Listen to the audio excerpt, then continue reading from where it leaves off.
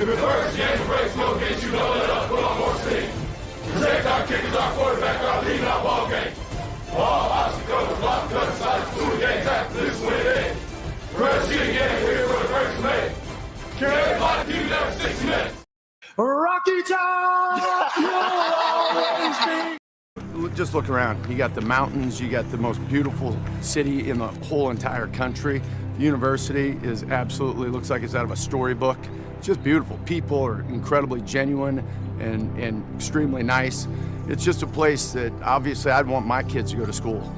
And it sells itself. You don't have to sell anything about this place. You just got to get them here.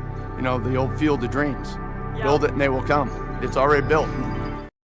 Doesn't have to be perfect, ain't gonna be perfect. We go compete for 60 freaking minutes. All right, enjoy the opportunity, enjoy the environment, and then go play our butts off, play for one another, and have a hell of a lot of fun. Everybody got me? Yes, all right. Man, we blessed to do this. We blessed to wake up. We blessed to be standing by each other. We cannot take these opportunities for granted. There's people that wish they'll be doing what we was doing. There's people that call us crazy for doing what we do. But they don't understand. Every time we touch this grass, it's a certain mentality you gotta have. And you can't just turn it on. We gotta wake up with it, we gotta train it. We ought to make each other better. I need you. I need you. Make the decision. You're either a Vol or you're not, through thick and thin. But you know what? Let's talk a little Vols. That is not me trying to take any shine away from the phenomenal channel Talking Vols and my guy Boogie Bentley runs, so shout out to them. But let's talk a little Vols here. Another shot, she'll love me again. Run that back, turbo. Make it a double. Whiskey, whiskey, won't you go away? Come again some other day. Cause a memory came out to play. And I'm tired of it, tired of it.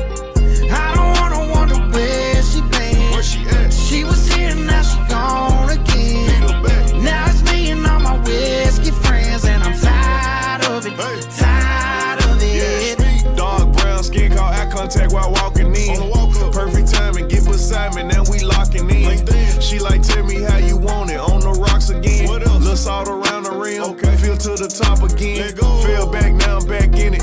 Deal shots got me sending. Big rapper DJ ain't skinny, playing Richard Mille square business. See me in the club, two-stepping, diamonds around my neck, square dancing. You done made a gangster romantic, fiending for your love, I'm an addict. So addicted, ain't no we can do about it. Country mother, I say what's up, she say howdy. Call you my little cowgirl, how you ride it like a stallion. Don't know why I love it, can't get tired of it. I'm on you bad. Whiskey, whiskey, won't you go away? Come again some other day. Cause a memory came out to play. And I'm tired of it, tired of it. I don't wanna wonder where she been. Where she at? She was here, now she gone again. Now it's me and all my whiskey friends. And I'm tired of it, tired of it. Put you up and hide you on the shelf, I swear I'm through with you. You so hard to leave it alone, it's always something new with you. Ain't nowhere to get her gone, gone, gone. So I guess I'm gonna tie one on. She's so cold I had to go and pour you over. Good Sunday morning. Welcome to the Talking morning. Did I say morning? Monday morning? Did I say Monday morning? I thought I said Sunday morning. You did. I think you It's Sunday evening. Man, I told Gabriel in the back room before we started, I'm struggling. I don't even know what day it is. And apparently I don't know what time it is. It's because I'm in this basement of an office with no windows. But welcome to the Talkin VAWLS Network. My name's Boogie Bentley. He's Coach Jay. Got a fun show tonight. We got Tennessee's newest addition to the class of 26, Gabriel Osenda, in the house. We had a fun conversation in the back room. I'm going to keep that between us. I'm not going to share that. I'm not going to share that with you guys because you guys aren't dropping door fees. But John Watts did drop a $5 door fee. Says door fee, welcome, Gabriel. Appreciate you, John. Thank you for the super chat, my man. Jackie Pickle's been a member around here for 14 months. He says, hey, Boogie and the Ball family, happy Sunday. And GBO Prince Buck becomes a member of the channel. He's been a member before. Talking Vols faithful, we appreciate you, Prince Buck. Thank you for that support. Todd Landers for 2. Says Dorothy, we appreciate you. Todd, thank you for the super chat. Come on in, guys. Smash the thumbs up. Share out the link. Let them know we're live for a fun live stream tonight. Let's not waste any time. Coach, let's just jump right into it. Gabriel, what is going on, my man? Welcome to the Talkin VAWLS Network. Appreciate you having me on. Yeah, I'm excited, man. Had a fun little conversation in the back room, just getting to know you, your journey, how you ended up at Baylor. And, man, I'm excited. We're excited to have you on Rocky Top. We got to start this off. We got to ask, You got it right there in your Twitter profile. Big Squish. Where did it come from and what does it mean? So the Big Squids, when I was playing in Florida, they call me Big Baby because like everyone would be like, they make jokes. They'd be like, man, they gonna see Gabe on the field and they gonna be like, oh, that's a scary dude. But then he takes his helmet off and he got that baby face. But they were like kept calling me Big Baby, and like our coach was just like, too many people have the nickname Big Baby, like, and we ran a lot of gap schemes. So when I would down block, I just wreck kids. So they called me Big Squish because of that. I love it. And, you know, it's funny that you mentioned it. I wasn't going to pull this up. I don't have it loaded on Twitter and ready to go. But if your teammates are saying, you know, they're scared on the field till you take your helmet off, what if they look over to the sideline and they see this right here?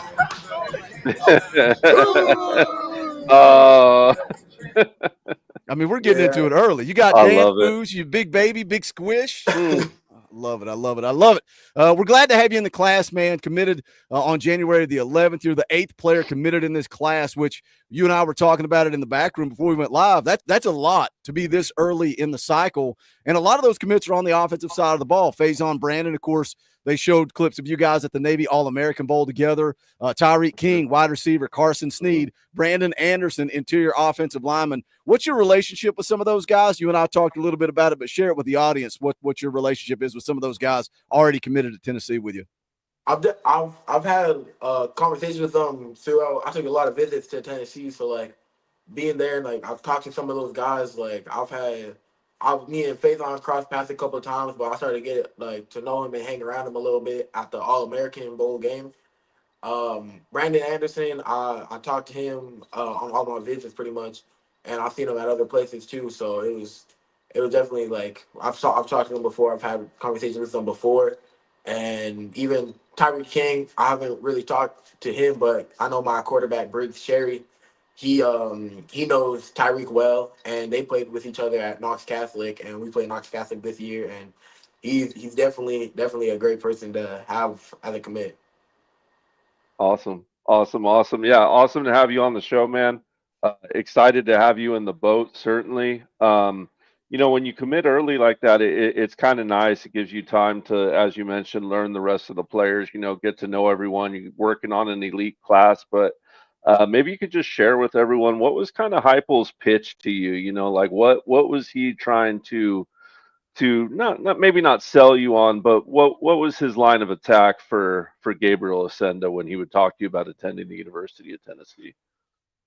I wouldn't say that they really had a line of attack, or like they weren't like they didn't really have a pitch. They just like wanted to be true and show me who they were as people, as human beings, as coaches.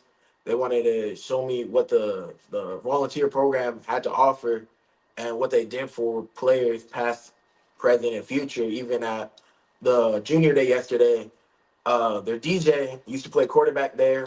Was part of the national championship team, and he's a big part of the program. He's at every game, and he's the DJ. He was at the junior day. He talked to the recruits, and he's still a big part of the program. And just seeing that, like, it's really a family for life up there. That's what really sold me, and that's what they wanted to show me up there. Like, you know, Boogie, one of these days, Boogie, I'm going to try to get one of these young men to be like, man, Heupel was a car salesman. He was pitching me this and that. But he's just too genuine, man. He's just too genuine. And that's what I want to know. Like, how can you, like, can you just see through it with other coaches? Like, we've had some of the guys through here, and I won't drag them back through the mud. But that like, they made some comments about other coaches. One coach in particular that every time they called, it was, who have you talked to today? Who's recruiting you? Who's pitching to you? And I'm like, so Hype never did that. Same position as you. I'll just throw Big Anthony on, get more under the bus. He said Hype never did that. Glenn Ellerby never did that. It was always, what have you been up to today? Like, what'd you have for lunch? What'd you do? How was school? How's your family? Like, always conversational. Like, can you just see through the other guys? Like, is Josh Heupel that different? It's definitely different talking to him and talking to some of the other coaches. Like, when I talked to them, it was all about, like, how's your family? Like, even talking to Max Thurmond up at on the Rocky Top. He's a part of the program. He's a recruiting specialist there, and he just wanted to know like about my family, my moms. He wanted to make sure that when I was there, I was good. And talking with Coach Ellerby, Coach Heupel, they just wanted to know like they wanted to get me as a recruit themselves and not like try to diss anybody on the side. But even talking to other coaches, they're like talking like where you been, like where you going on your visits, and they want to make it like oh like you gonna visit them but you're not gonna visit us.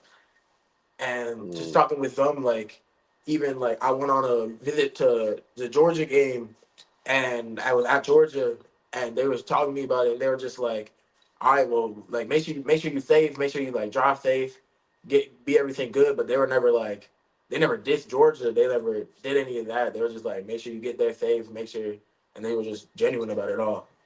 I love hearing like just so many stories. We've had so many guys come through and all the stories are just remain the same. Let me catch up with you guys in the chat. Chat Black Metal Banjo for 2. That's a door fee. We appreciate you, BM Banjo. Thank you for the super chat. Angry Titan for 2 says door fee, spill the tea. Angry Titan is the OG of the door fee. We appreciate you, my friend. Joe Vol for 5 says welcome, Gabriel. Go Vols. Appreciate the super chat, brother. Jackie Pickle for 10 says welcome to the Ball family, Gabriel. Glad to have you on board, big man. Timothy McGee for 2 says, what's up, Talkin Vols family? What's up, Timothy? It's good to see you in the chat, my friend. Jeff drops a 20 spot. Those are what we call orange boys, Gabriel, because we love the color orange. So when somebody drops an orange colored super chat, we got something we got to do around here, and, well, we have to play the clip. Rocky Top!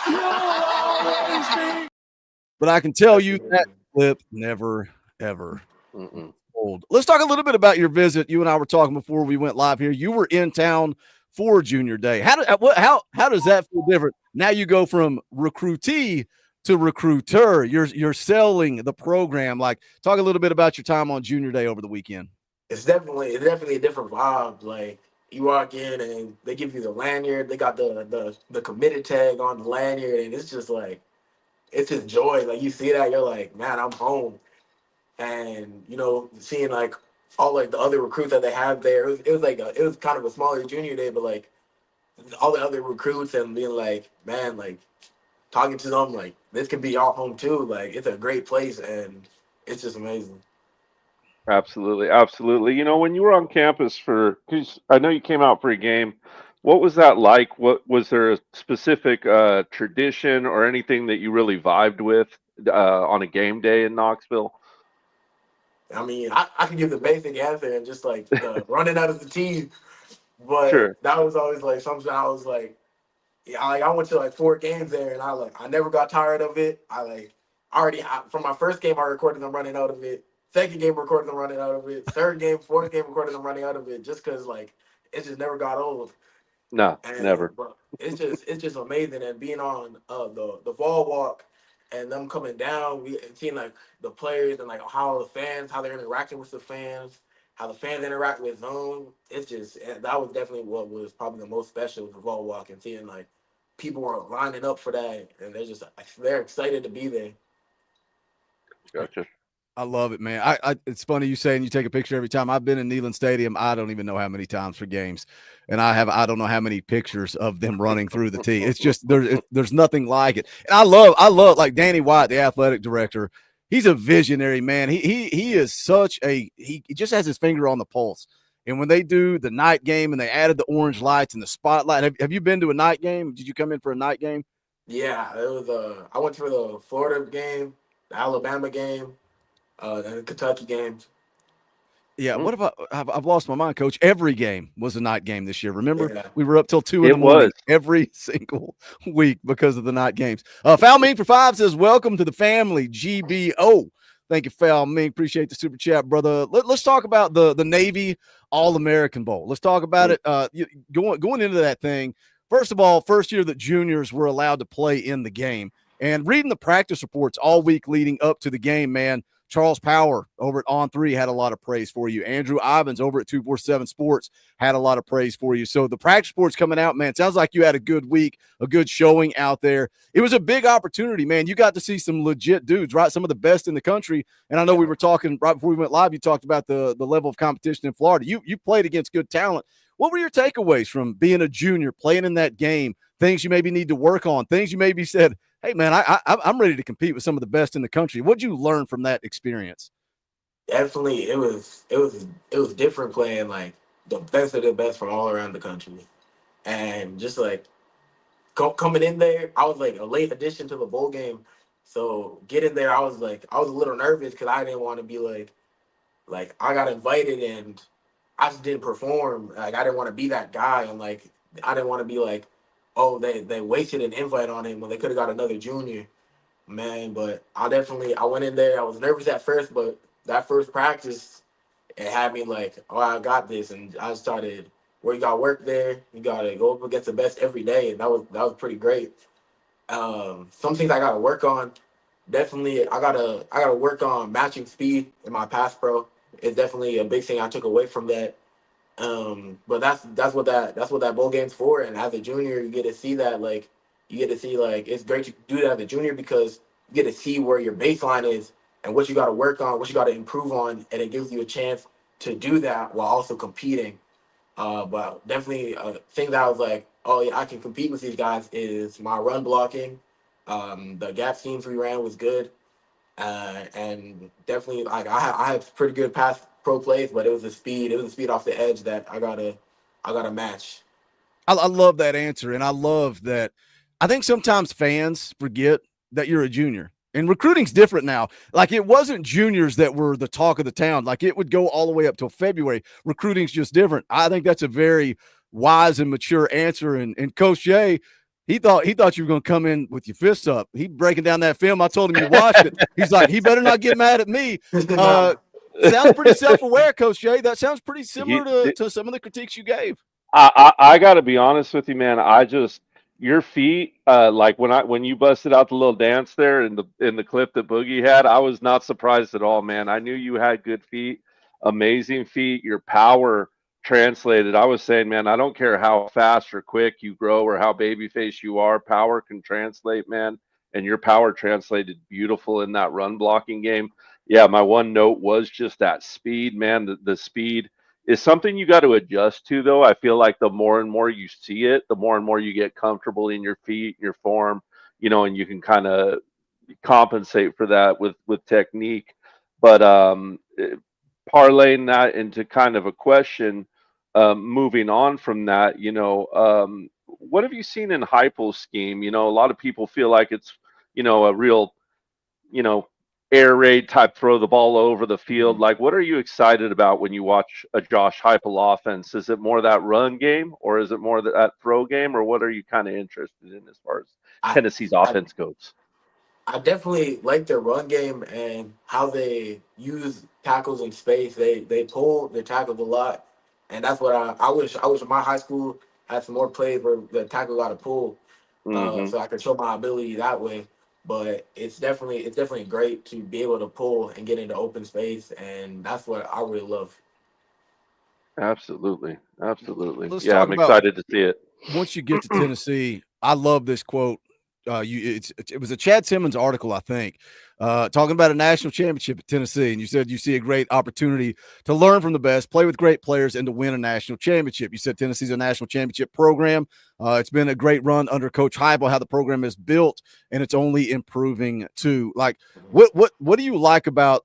Forget Josh Heupel, forget, the relationship aspect and the personalities. Let's talk X's and O's. What do you like about this football team? And when you call them a national championship contender, I mean, Josh Heupel, 11 wins in 22, 9 wins in 23, 10-2 this year, college football playoff, but they're progressing. This team is continuing to get better, continuing to add depth and talent. What do you see in this football team, whether it's the players, the scheme, that you think you got a shot to come in here and go win a national championship? It's really, it comes down to the talent that they're bringing in, the talent that they have. I know that like this is like the 2026 class is going to be the second year in a row where they brought the number one player in the country, and they got David Sanders in 2025. They're gonna have Faison Brandon in 2026, and that just shows like talent's gonna breed at Tennessee. Tennessee's like Hmm. they're gonna breed talent, and seeing what those players like, they believe in the program, and it's just gonna keep rising, and that's what I see. Is like I can see it's gonna keep going, keep rising. Like they went to the playoffs this year. Like what's stopping them from doing it again next year? Like they may have won out first round, but I know like they're gonna play with a chip on their shoulder and they're gonna get it back, because you can see them even after their game this year. Like they lost, the Arkansas game that they lost. After that, they played with an intensity. They played with a Hmm. different beast in them. They wanted to go out and they wanted to get it. Absolutely, absolutely. What's your kind of thoughts on getting the chance to play? I know he's, kind of been really highly touted. You got your whole senior in front of you, plenty of room to grow into that role. It is a highly rated recruit. I know people are really high on you, but what's your kind of thoughts on getting to play opposite of David Sanders in this offense? Good looking recruit. You kind of excited about that? I personally think if you're pulling around and I'm on top of David Sanders, and all of a sudden you're going to kick me out with David Sanders already on me, I feel like I got a big problem. So, you Yeah, excited to play with some of these other uber talented offensive linemen Tennessee are bringing in? it's definitely exciting. Like seeing like who he is as a player. Like I watched him in the Polynesian Bowl and just seeing him dominate. It's like Yeah, when I get there, when I'm ready to play, having a great tackle on the other side, like he's gonna be great. absolutely. Yeah, I Let think me you ask guys you a can go little bit far. more fun of a question. Caleb Mm, Herring, Jordan Ross, Carson Gentle. I mean, mm, I can run down a mm. who's who that's getting coached by Rodney Garner. You want to play some competition? You excited to go head to head with some, elite defensive linemen? And we asked David Sanders this same question. How much do you thrive on that, knowing that competition is going to be there in practice every week? I love competition in practice. Like that's the one thing that like sometimes like even in high school, like right now, like when the season really gets going, we're not really going up against our main like our starting defense anymore to like save our bodies. But like sometimes I'm just thinking like, man, I wish I could go up against these guys, because like I wanna get better each week, and going against the best of the best, that's how you get better. And playing competition, that's how you're gonna get better. And knowing these guys are great on defense, one of the best defenses in college football, it's like every week going against them, you're gonna get better. Absolutely, absolutely. So, sticking on that concept, what's better for you? Pancaking a defensive tackle, kicking out a defensive end, taking him down the field a ways and putting him on his tail and rubbing him in the dirt a couple times, or coming downfield and knocking one of those cheap linebackers off their feet and pancaking them. That's a hard question, because They're all when fun. you get all those blocks, it's a great feeling. Like you Yeah, get up off of him and you're like, yeah, I did that to you.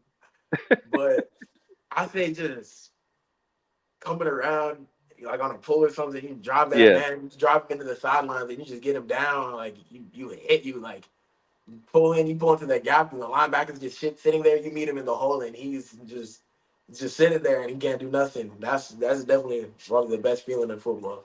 Boogie, Yeah, I played linebacker. I coached I love linebackers, that and that's answer.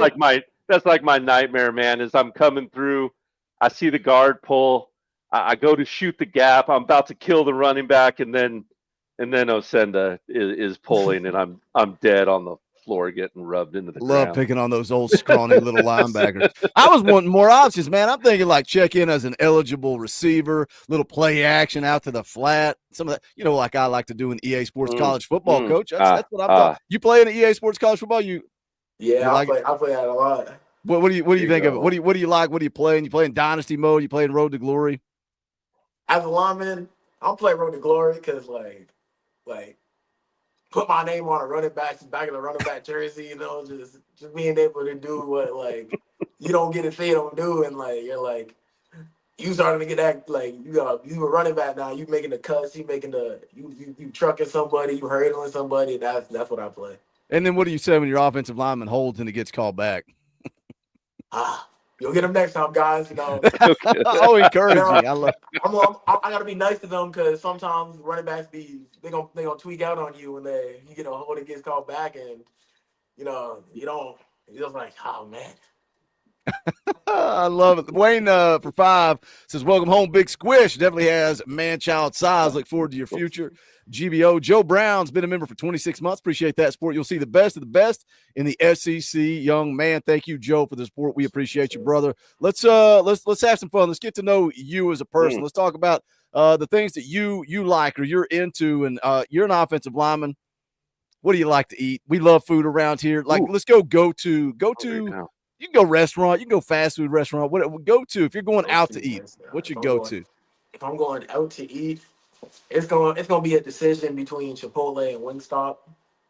Like if I'm feeling something, like if I'm feeling like I want something healthy that day, I'm gonna go to Chipotle, get a little bowl, get the fixings in there. But if I'm like, man, I'm really craving some chicken right now, I'm gonna go to Wingstop. I love wings. I have never had Chipotle. It's like right down the road too, and I've never had it. Never had it. Gotta try it. Yeah. So did I see right? You're from Canada originally, right, Gabriel? Yes, sir. Oh, we'll stick on food, man. Is there Canadian food you like beaver tails, ketchup chips, butter tarts? You went to Google. Straight up went to Google. I know Canadian food. Donuts. I don't know. School me. What do Canadians eat? Probably the best Canadian food is gonna be poutine. Okay. And all right. It sounds basic. It sounds like anybody can make it, but like I'm yet to find like somebody who can make poutine in America. Like that's a Canadian dish right there. The poutine is amazing. I gotta have some. I don't think I've ever had any. Wait, what is that? What is it? Is that cheese, right? Isn't it cheese? Yeah, it's French fries. You put some cheese curds on there, and then you put gravy on it. Brown gravy, right? Brown gravy. See, I don't get that. But I'm also a guy that if you hand me a couple of packets of mayonnaise and some French fries, I can get into that. You put mayonnaise on your French fries? You can't. Have you ever tried it? I've never tried it, but it just doesn't sound like something for me.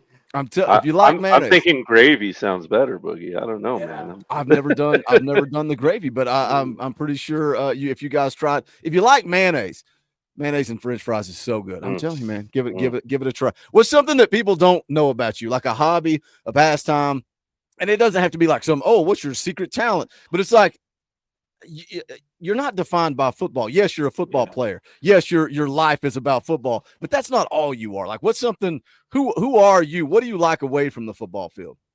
I like hockey. Who's your team? It's not going to be who I like. It's the Calgary Flames. Okay. Yeah. See, I'm not really a hockey guy. You grew up in Tennessee. You're not really a hockey guy, but I got into the Preds. PK Subban got me into hockey, got me into the Preds, the playoff run for the Preds, and now I don't have the option to watch them on TV anymore, so I don't get into it. What else besides hockey, though? I don't know. Football's a big part of me, but I like to play basketball whenever I'm back at home. I'll be hooping with my friends. I love music. I love music a lot. Just like all types of music. I'm really interested in that sort of stuff. Like I remember growing up, like in middle school and all that. Like whenever teacher got us to like make a presentation on something we were passionate about, I would always do music and just like I just talk about music for forever. And like how what are you listening? What are you listening to in your pregame in your headphone when you're getting warmed up for the game or you're in the locker room? Is there a specific album or song that you like? It really depends on how I'm feeling throughout the day. That will dictate what I listen to before a game. Because I know leading up to a game, I like to slowly start to get angrier and angrier, just so I can come out on the field with intensity. So like, if I'm in the locker room and I'm feeling too angry, I'll start listening to a little like chill music, just so like I'm not like out doing energy and just doing the most. But probably I really like First Day Out by T Grizzly. It's a basic answer, but that's what I like to bump before a game. That's what gets me ready. What other music you listening to? Just throw out some names, songs. What are you listening to? Just maybe not locker room, maybe just driving down the road, just whatever. Driving down the road, Stick Season by Noah Khan.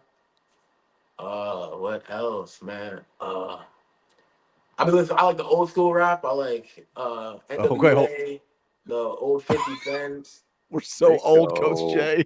Yeah. I'm I'm old here school for rap, it, man. and I'm like, all right, now tell everybody why Tupac's the greatest rapper of all time. Who's a better rapper, Tupac or Eminem?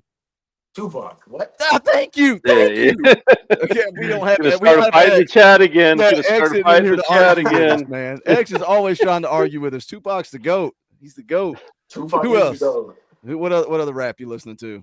Now you bring up Tupac. I really like to listen to Notorious B.I.G. before the games. Like, I really like that type of his type of music. That'll be like if I'm like trying to chill out a little bit, but still be getting hype. I'll put on some Biggie. I like that you realize that Tupac's the GOAT. Deserted Island. Island. You can survive. There's food there. So the answer can't be generic: food, water, shelter. So you got food, you got shelter. You're out there like what Tom Hanks, what's the movie called? Castaway. Maybe you got your volleyball you're talking to, but you're surviving. So it doesn't need to be necessities, but you can choose 3 items to bring from home to that island. What are you bringing? I'm gonna have to say I'm bringing. Probably gonna bring a football for entertainment. Cause there ain't gonna be no Wi-Fi on the island, or I'll just say like PlayStation. What else would I bring? I would bring a change of clothes, and shoot, this is a hard question. I'd probably bring man, this is a super hard question. Stumped him, Boogie. I love it. I got all day. I got all night. I got all morning, apparently. Let me think. I was trying to look around my room. He's going to look through his room. There you go. He's like, what do I got? Oh, man, I probably put it, man. You know what we're learning? Without electronics, the kids of today have nothing. We're done. TikTok's done. You take his phone away, you take his PS5 away, he got nothing. He's going to be like me when I was 6 years old, kicking the football on top of the house, watching it roll back off, trying to catch it. That's what he's going to be doing. That's what he's going to be doing. Yeah. All right. We'll simplify. We can play start, bench, and cut. So you got to start one, bench one, and cut the other. I'll keep off your teammates so that you don't get in too much trouble. We'll go superheroes maybe. Spider-Man, Thor, and Iron Man. You got to start one, bench one, and cut the other. Spider-Man, Thor, Iron Man. I'm starting Spider-Man. Just because, he's agile, he's fast, he's super strong. Starting him because he'll be a good all around player. Yep. I'm gonna bench Thor. It's definitely a close call between him and Spider-Man, but I don't really think Thor got the agility that Spider-Man has. And I gotta cut Iron Man because without that suit, he don't really got nothing. Oh. You broke Boogie's heart, I think. You broke Boogie's heart. I like the Spider-Man. I like the Spider-Man answer. I love it. I don't know. I'm ready to cut Thor too. Corey Smith's been a member for 27 months. We appreciate you, Corey. Thank you for the support. Guys, smash the thumbs up. Share out the link. Let's put some eyes on this stream. Love getting to know these players, these recruits, future Vols. So share this stream out. Let people know that we are live talking to Gabriel Osenda. We're dragging him through the mud. We're having some fun with it. What's your dream vacation like? A lot of people say mountains, beach. Like, it doesn't have to be extravagant. You can unlimited budget. You can plan a vacation. Where are you going? Definitely wouldn't do mountains because from where I'm from in Canada, it's just mountains everywhere. So take me an hour drive and I'm in the mountains. But fair enough. I'll probably say Bora Bora Cause there's a lot of water around it. I like snorkeling, so like I want to see like all the fish. I want to see all the wildlife and everything up there. I think that'd be super cool. I went on my honeymoon in Bora Bora. Oh, that's So sick. there you go. Yeah, I got to swim with sharks. It was pretty awesome, man. Wow, It yeah, was, that's something I would love to do. yeah, it's cool, man. It was definitely nerve-wracking at first, but then once you kind of realized they didn't want to eat you, it was cool. But it was I a went trip, on a man. cruise and swam with dolphins once, Coach. Does that make you Oh, tougher than me? yeah. Oh, mercy. All right, let's go. We got to get a good one, Boogie. We got to get a good one. We got to get a good one. Are you into like sci-fi or fantasy, or no? Or what kind of movie you watching? If you're going to the movie theater, like what's the genre of movie you're going to go see? I like every type of movie. Like if it's a good movie, I can kind of rock with. I'll watch it. Like I watch most of the Harry Potter movies. I've watched like every Marvel movie, and I've watched every Star Wars movie. So I kind of like it all. Oh, Who's your favorite? Who's your favorite bad guy?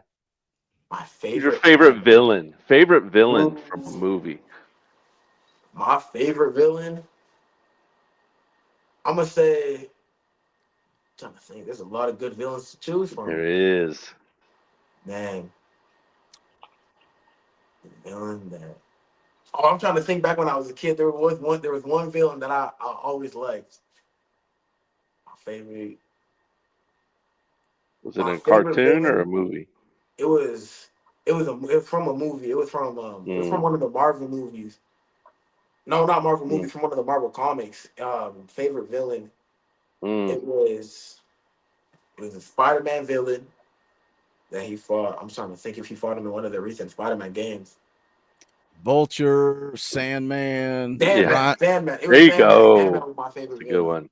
Dude, yeah, he's in the second Spider-Man game, Yeah. which I that is such a good game, but I've got a 4-year-old and all he wants to do is swing through the streets. So I don't get to play the game because every time I turn it on, he's like, Dad, give me the remote. I'm going to swing through the streets and then I'm going to find some bad guys. So I don't get to play the missions. It's just bad guy, bad guy, bad guy, bad guy. I want to hang out. I want to hang out on this topic because I love movies. And you mentioned Harry Potter, you mentioned Star Wars, and you mentioned Marvel. Harry Potter, I've never watched. Tuesday nights, I come on here and I play EA Sports College Football, and we act like fools, but we hang out. That's what we do on Tuesday nights. And they were trying to sell me on watching Harry Potter. And you know the sales pitch? The first 2 movies are pretty slow, but you'll love it after that. I'm not spending all that time watching 2 movies. So what's better, Harry Potter or Star Wars? Ooh. I mean, Harry Potter is a little slow in the first 2 movies, but like once you watch them, you're like, once you like actually get into the first 2 movies, you're like, it's pretty good. Like, I'm like someone who likes like a backstory. Like, I want to know like where they coming from and like how they became like the person, like how he became Harry Potter. But I would say the Star Wars movies are better, just because it's not so much of a linear story, but like all the stories are connected and there's many different branches of it. Like they got so many different movies for it, so many like different spin-off Star Wars series. So that's what I think is better as Star Wars, just because the story is so intricate and so detailed. We got to jam here for a minute, Coach. We got to stay here. So now what are the best Star Wars movies?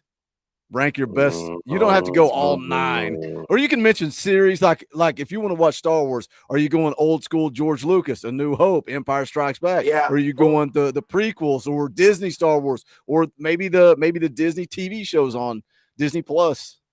I'd probably go like, man, Revenge of the Sith is my favorite one. That's a great one. Solid. New Hope was a really good one too, because the best one ever. Yeah, that was a great one. That's one of my favorites. And man, it was the first one of the new franchise with like when Rey became like a character and all that. I might get the very first one. No, the chat roasted me because I said it was a good movie on just this past Tuesday. I said it. I thought that was a good movie. Force Awakens is a good movie. It's fan Yeah. service. They're throwing back to it's very similar to New Hope. All right, last question on movies. Coach Jay's dying a slow and painful death, and then we can move on. But I have to know, you're like nailing my favorite stuff. Like I want to talk about it. The MCU. You like the Marvel movies? What are your favorite Marvel movies? My favorite Marvel movies gotta be OG Tobey Maguire Spider-Man 1. Next would Avengers, the first Avengers. That was like I would watch that. I would watch that one on repeat.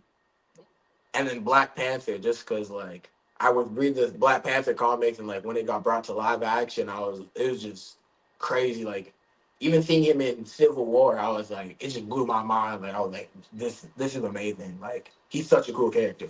He stole the show in Civil War, and then the first Black Panther movie is one of my favorite Marvel movies, and then the second one sucked. That's just my opinion. That's hard to get it. I think it was definitely hard because they kind of just had to throw a story together because it kind of just got derailed. Yeah, that whole situation sucked, man. And what a dude Chadwick Boseman was to like not tell anybody and just go through it. All right, Coach, I'm geeking out. I'm nerding out. I finally got somebody on here who wants to talk about nerd stuff with me. You can ask one more and then we'll get out the door here. We'll just do a simple one, man. We'll let them off the hook. We're at the movies, man. What's the best movie snack? What are you getting? Bonbons, Reese's Pieces, popcorn? Skittles. Oh, sour or regular? Regular Skittles. Okay, all right. Skittles. Like you get Skittles. I love Skittles, man. You get a bucket of popcorn, and then you put Skittles in the popcorn. Okay, this is getting controversial. I put mustard in my popcorn. I've never done that. These two guys are making fun of me for putting mayonnaise on French fries. They're putting Skittles in popcorn and mustard in popcorn. I don't know where to go from here. Just a little, and you shake it around. Okay, I'll try it. I'll try it next time. I'm in. Let me hit a couple of more here. Timothy McGee for 5 says, us Gen X are the best. We actually had to entertain ourselves. I don't even know what generation I am. I think I'm technically a millennial, which is ridiculous. I think you're X. I think you're in the last. I think we're like the last year of X. No, I think we say that, and they technically lump us in with millennials, which I deny. I deny. Johnny Price for 2 says, Dorothy Boogie stopping in for a minute. GBO, we appreciate you, my man. Gabriel, this has been fun. Dang it, man! I want to just keep talking movies with you all night long. Like I think we're on the same level, and I love it. It's been good fun. I love having you guys. All you guys roll through. The floor is yours, man. You can speak to Vol Nation. A lot of people watch this on a replay. We're excited to have you on Rocky Top. What's something you want to say to the Tennessee fan base? The floor is yours. I want to say that I read all the comments on a lot of the posts about me on all social medias, about my commitment, especially. I want to thank the Vol Nation for the love. I want to thank all you guys for just showing up and showing out for my commitment, watching everyone who got watching on ESPN, on NBC, and I just want to thank you all for all the love and support. Go Vols, we home, go Big Orange. Love it, man. We wish you all the best of success in your senior season. Man, if you need anything from me, need anything from Coach Jay, hit us up in the DMs, man. We're here for you. Hopefully we can get you back on in the future, and we'll keep this thing rolling. But we're excited to have you on board. For sure. Appreciate you guys. All right, later, brother. Have a good night. You guys as well. See you. You got it. Oh, my gosh. I could just talk to him all night. I was about to kick you off the show and just talk about Marvel movies. I love it. I love it. Just a great kid, man. I know we say it's getting to be on repeat, right, man? Just great kids. Makes you proud, man. Makes you proud, to root for the team and know the kind of kids that are on campus and that kind of thing, man. I love it. I know we talk about culture, and sometimes there's a little question about locker room here and locker room there, but I think for the most part, man, I really am proud of this team and the type of young men that we're bringing in and the type of men that we're developing. That's for sure. Awesome talk. I was so excited. Now I'm catching up with the chat, and it's absolutely hilarious. Gabriel Osenda. Let's see where this popcorn with milk duds in it. Okay. And then Wayne says, I could maybe get behind Reese's Pieces in popcorn. That's kind of like sweet, but I can't peanut get butter Skittles. popcorn. And I hate mustard. Mustard is disgusting. Absolutely No, disgusting. just a little bit. Shake it around. See, this is what I'm talking about. Look at Jason. Gen X is 1980. We're 1981 babies, so they call us millennials, and we're going to pretend that we are not millennials. We're going to pretend that we man, smash the thumbs up, guys. Share out the link. We need more eyes on this interview. We need more people dialed into this interview. That was a fun one. My goal, like my end all be all goal, if we could turn it into every Sunday night, every freaking Sunday night throughout the offseason, we bring on a recruit, a commit, a player, and we turn this into basically the Joe Rogan experience, and we get to interview a player or a prospect every single week. I love these shows. They are so much fun. They bring me energy. I love it. I love when we have, and then when the kid hits a home run like Gabriel just did, I am here for it. So smash the thumbs up, share out the link. A little quick plug coming up Wednesday night, man. Coach Jay, don't spoil anything that's not been announced. There's the graphic. The graphic on the screen. Wednesday night, 7 p.m. Eastern time. Talkin VAWLS and friends. We are raising money for the Fisher House Foundation. That is like a Ronald McDonald House for the men and women of our troops. We've done this, I don't know, 3, 4, 5 years in a row now. It kind of became a thing the last couple of years. It's gotten bigger and bigger and bigger, and now it's our biggest show of the year. You can see on the screen the confirmed guests. You see a couple of question marks there.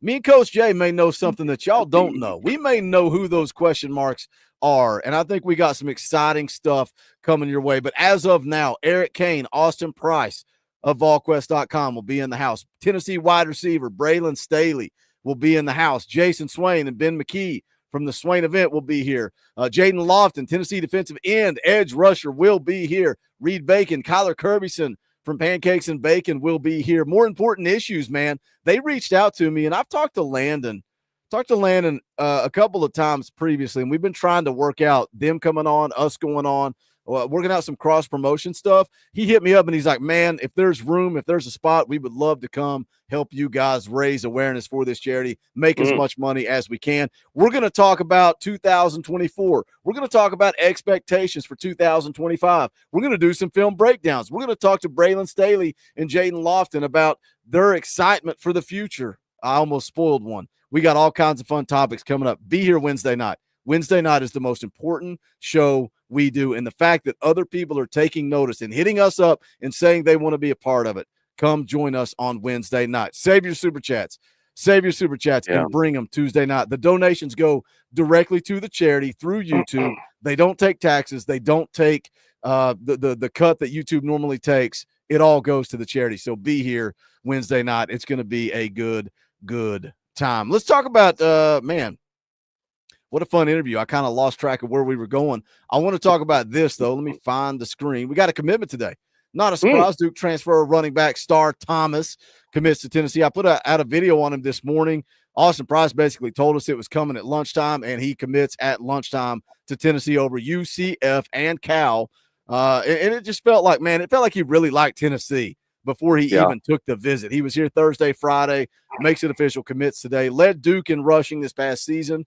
871 rushing yards, 7 touchdowns, had 20 receptions for 153 yards. Prior to that, he was at New Mexico State for 2 years, rushed for almost 1,200 yards, 9 touchdowns. You put out on Twitter, good hips, good vision. He's quick but not fast, great balance. If he pulls the trigger, this was before, Duke film breakdown incoming. We're going to jump in the film room, and we're going to break down his Duke film coming up soon. You also went to Twitter, and then you got railed. You said 1,000 yards incoming. You're like, I meant total. I meant total. Calm down. I meant total. You think he can be 1,000-yard guy in this offense? I think, between Deshaun Bishop, Peyton Lewis, I think he's not. Star Thomas is not coming to Tennessee to sit on the bench. He's going to get opportunities. I don't think he's going to be 1,000-yard rusher. I think he might be able to get close if we use him in the passing game like he's capable of being used in the passing game. This kid's really good coming out of the backfield. He's got really good hands. He's really good at adjusting to the ball in space. I think he could hit it in blended yards. I don't think he's just a straight 1,000-yard rusher, just because I think we're going to kind of go with that 3-headed monster look. I mean, we'll see, God willing, Deshaun Bishop and Peyton Lewis both stay healthy throughout the year. Those things happen and they do stay healthy, then I don't expect that we do have 1,000-yard rusher. But this kid, we'll do a breakdown on him, but he's got such good hips. He almost always makes the first defender miss. He's got all those great things with vision. He really sees holes, backside holes develop. He's slow to the hole, but quick through the hole, right? So it allows him time to get looking at everything.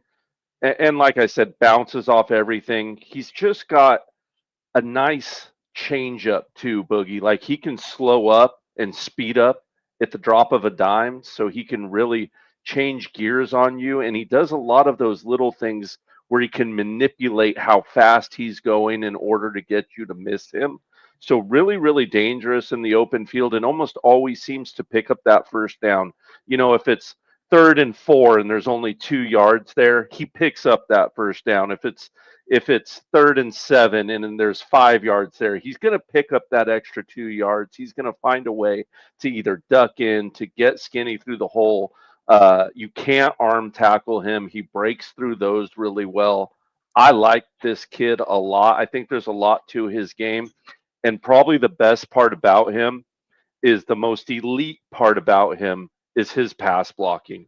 He is 1000% elite at pass blocking, something that will be welcomed at Tennessee. I think Peyton Lewis is a good pass blocker too. He was as a freshman, had some gaps, but every freshman needs to work at pass pro a little. Deshaun Bishop, a good looking pass pro back too. So I think no matter what, when you see a running back in Tennessee's backfield this year, they're going to be able to protect Nico, which I really, really like. We got to get in the film room sometime this week. We have to. We have to, because I want to break down, obviously, Star Thomas. I also want to break down Wendell Moore Jr., but you're talking about pass blocking, and I know you're talking about running backs. How much better can this freaking offense be? And I know it was multiple layers. It was wide receivers. Nico was off at times. The offensive line struggled at times. The passing game, it was a combination of things. But how much better can this offense be with pass protection? And Kaner shared this. I mentioned it on my video this morning, and I praised Wendell Moore Jr., right? I mean, he started, I think it was 27 games at Arizona, played a lot of football. He's a dude. This number, I knew what his pass blocking grade was on PFF for this past season. You look at this, since 2023, over 1,000 pass blocking snaps, one sack in over 1,000 reps, 3 quarterback hits in over 1,000 reps, and an 88.4 pass blocking grade. So you add him. You hope that Lance Hurd takes another step. We're still waiting to hear if Andrej Karic comes back. I don't know what's going to happen there. We're still waiting to see. William Satterwhite needs to come on. And then what dude, we're going to talk about the Polynesian Bowl here in just a second. David Sanders is getting all the praise in the world, right? All the praise in the world. I love Gabriel saying, man, I saw what legit speed looked like. I've got stuff that I know I need to work on now. I got to figure that out.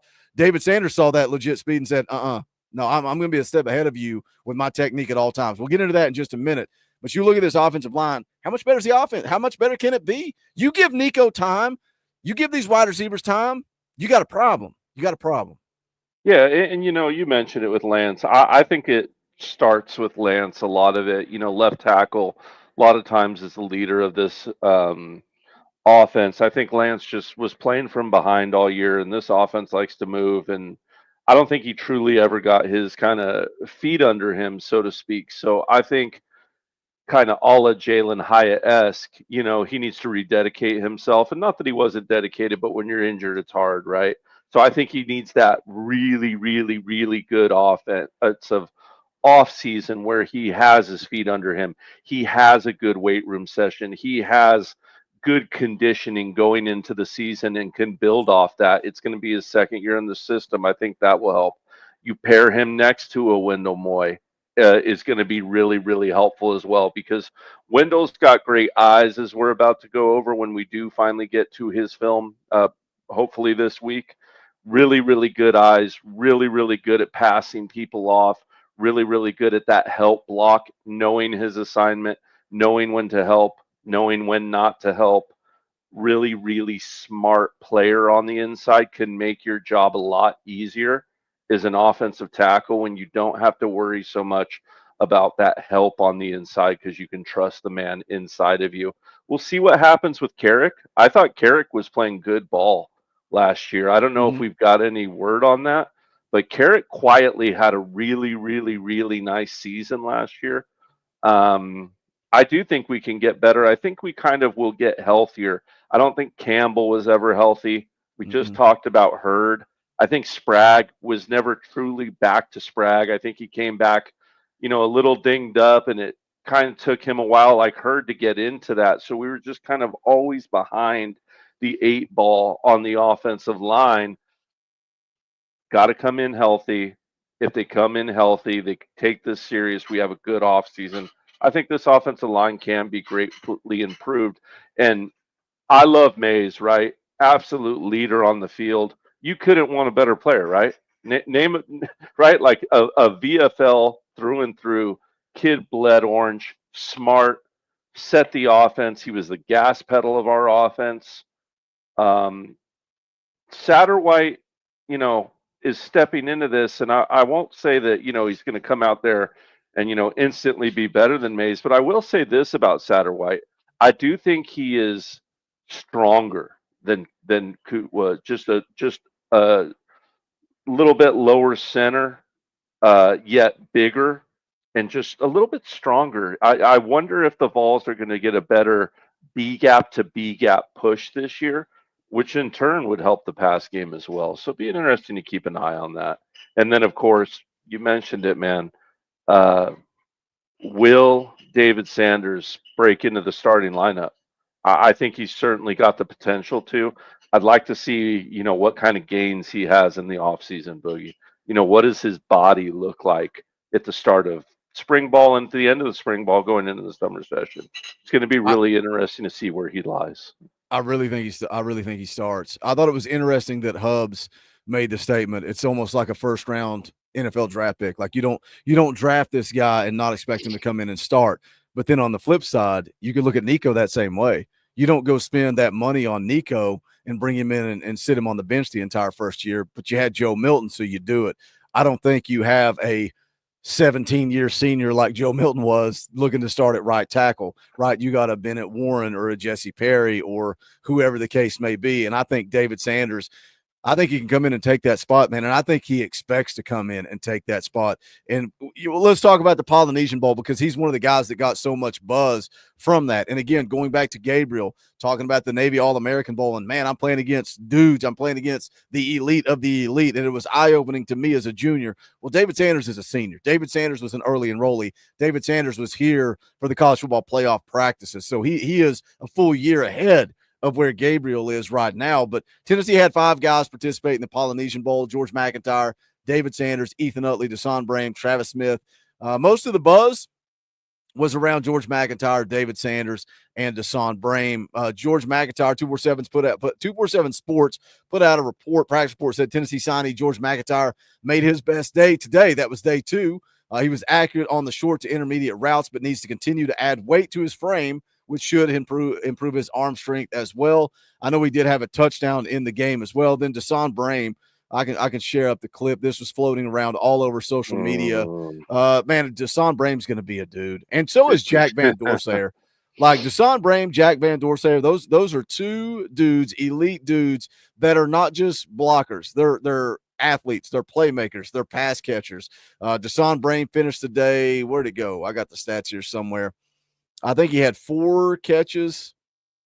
Yeah, 4 catches, 92 yards, and a touchdown. And then Dave Sanders had so much buzz around him. This is from Yahoo Sports. Take it for what it's worth. They dropped their top 10 players for the Polynesian Bowl, and this is what they said. They named David Sanders one of those top 10. Said it can be difficult to gauge the effectiveness of an offensive lineman in an all-star game, but that wasn't the case for top-rated offensive tackle in the class. The Tennessee signee looked the part of a top 10 recruit all week long. This isn't just on game day, right? And that's what – it's not just what happens on game day. It's in practice. It's in one-on-ones.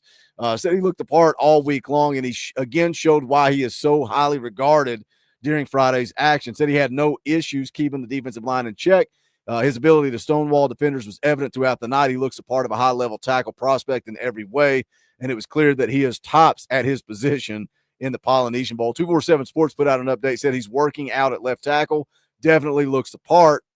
His team didn't do as much drills or 5-on-5 as the other team, but Sanders showed off quick feet, the ability to move laterally, and did a nice job mirroring opposing edge rushers. So those were the practice reports. I didn't watch the game. I just read all the news. Did you have an opportunity to watch it? I don't know if you watched it or not.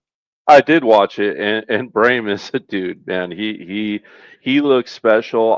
I'm really excited about getting him and Ethan Davis on the field at the same time.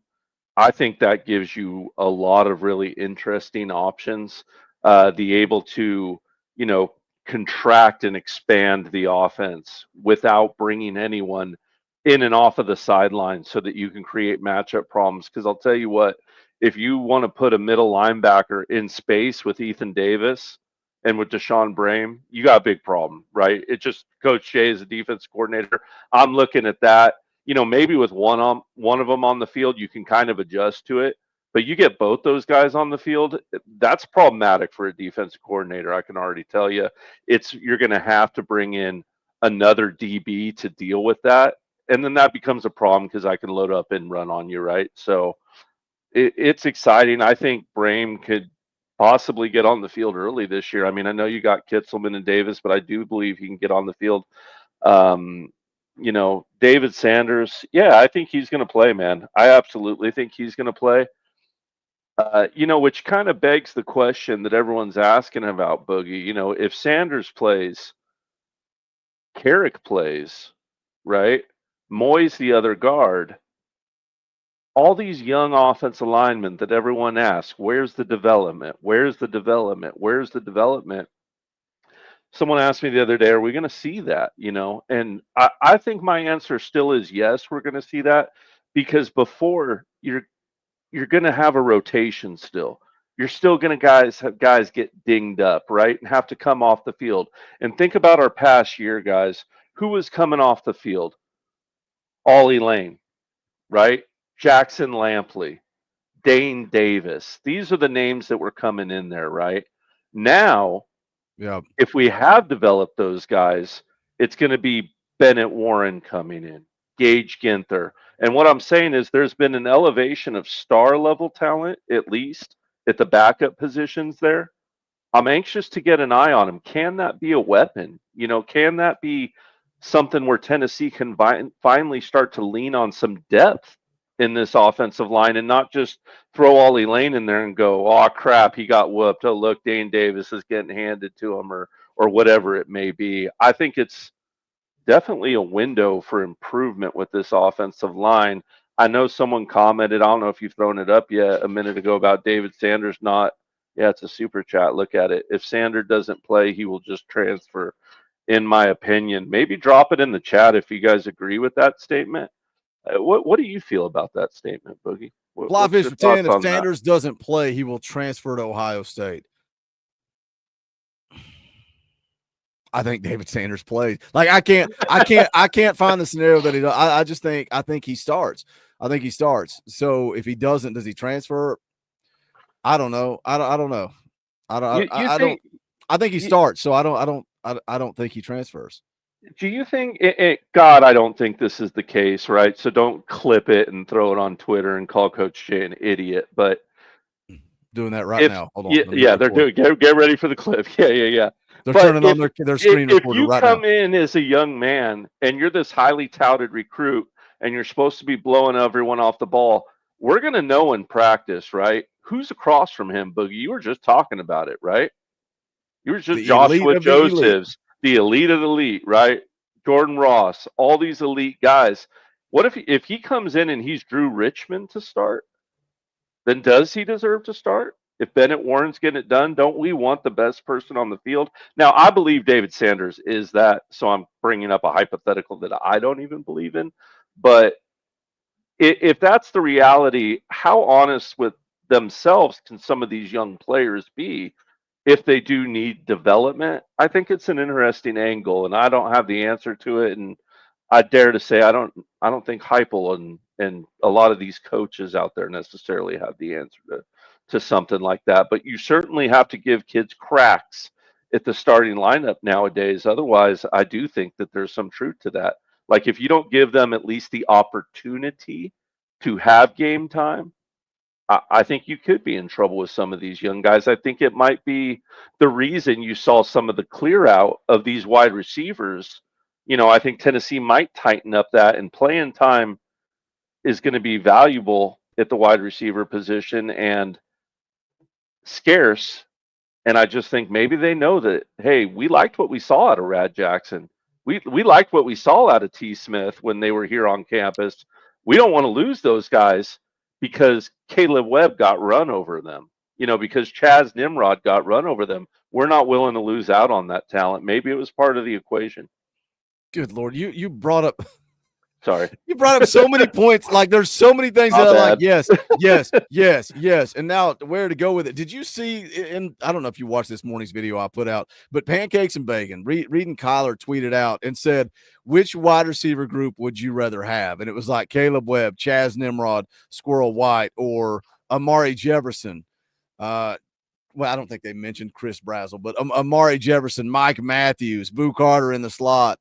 And it's like, I want the young guys. I want the young wide receivers because we complained all year about those guys not taking a step. But again, going back to what you said about the offensive line, we were rotating in Dane Davis. We were rotating in Jackson Lampley. Those guys were in the 2 deep, not the young guys. The young guys are a different pedigree. They're blue chip guys. Like you look on the interior now, who's going to be coming in at guard? Well, it could be Max Anderson, a guy that was in the on 300. It could be Sham Umarov, a guy that was a 4-star prospect, right? William Satterwhite, a 4-star prospect. So you got legit dudes in that 2 deep, which is why when we're watching that, and I think that's why, in the grand scheme of things, everything we're talking about right now with wide receivers to offensive linemen and everything in between, the level-headed approach is maybe Josh Heupel and this coaching staff knows exactly what the hell they're looking at in practice, right? Yeah. None of us are watching practice. None of us are seeing what's going on in practice. So everybody that was screaming about where's Mike Matthews, put Mike Matthews on the field,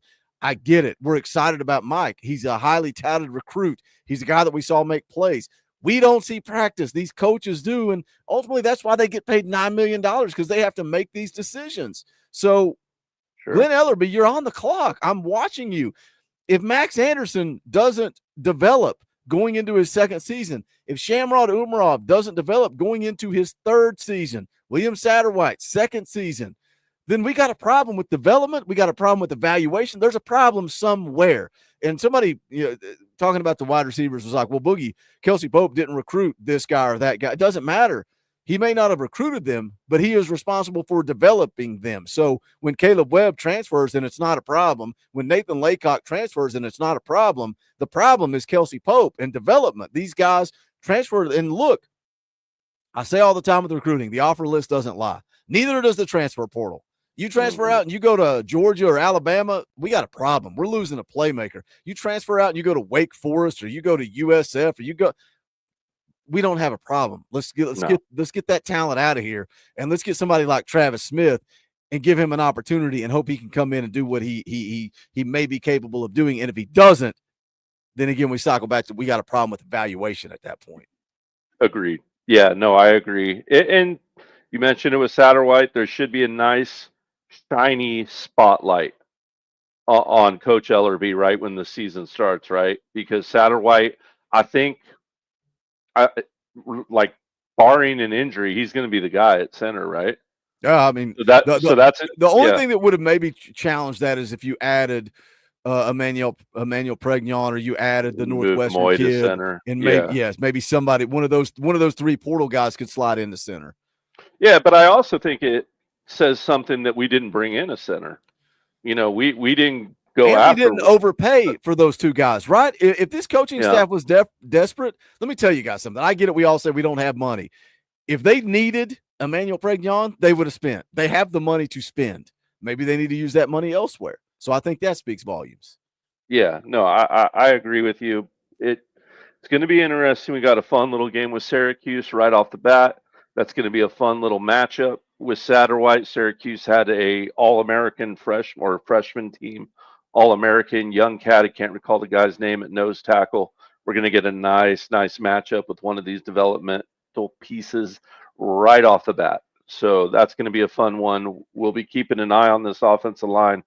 I think everyone is in agreement, no matter where you are with this Tennessee football team, that the offensive line needs to get better. We weren't good enough this past year, and it needs to be better. And that's kind of just the bottom line, if you will. And if it does get better, I think we'll be fine, man. I think Nico was fine when we were able to keep him upright, and when we had holes for Sampson, he could run just fine. I think if you can open up holes for Peyton Lewis, Bishop, and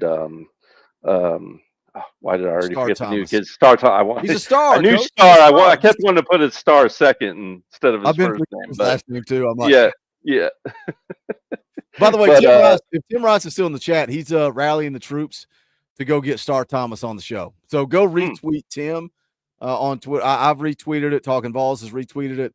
Go blast it out there, and let's get Star Thomas on here and talk a little ball. Go get after Wendell Moy Jr. I said this when Amari came on the show. You guys made that happen. Go tweet. Go let them know. Come on, Talkin VAWLS with Boogie and Coach Jay. You guys want more of these interviews? Your voice is being heard. Tim Rice says, I'm trying, Boogie. I'm trying my best. Yeah, you guys keep going after it, man.